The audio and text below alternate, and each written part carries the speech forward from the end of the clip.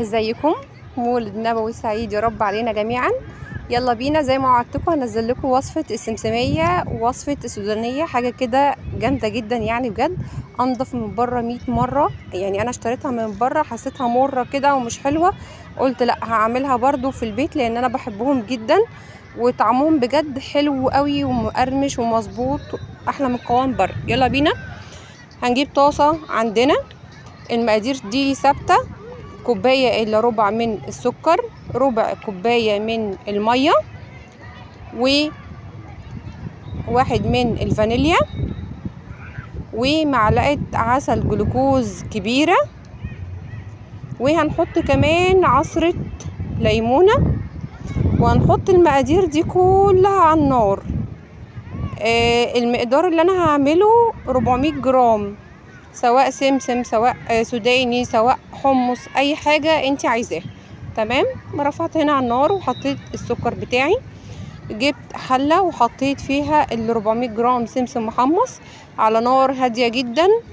بدأت ان انا اقلبه لان اي مكسرات لازم استخدمها لازم تكون دافية. تمام. فانا سخنتها على البوتاجاز. الشربات بتاعي بدأ يغلي، بجيب كده كوباية مية ساقعة واحطها في طبق وابدأ ان انا اختبر كل شوية الشربات بتاعي ده.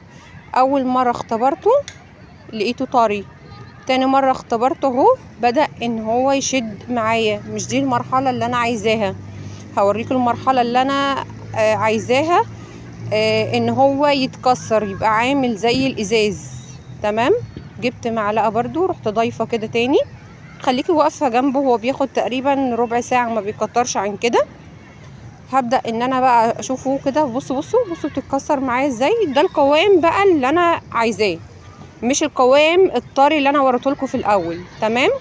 طفيت عليه وجبت ربع معلقه من البيكربونات اللي هي بيكنج صودا، دي بتخليه هش جدا جدا وبتخليه حلو قوي. هبدا اقلبهم واروح منزلاهم على السمسم بالطريقه دي. عايزه اقول لكم الصاج اللي انا هحط فيه السمسم مدهون زيت، المعلقه دي اللي في الحله مدهونه زيت، الادوات اللي انا هستخدمها كلها مدهونه زيت، حتى السكينه اللي انا هقطع بيها تكون مدهونه برضو من الزيت علشان ما يلزقش معاكي. عايزه اقولك بقى سرعي ايدك في الحته دي، اول ما تحطي السيرب تروحي حاطه على طول بسرعه بسرعه بسرعه.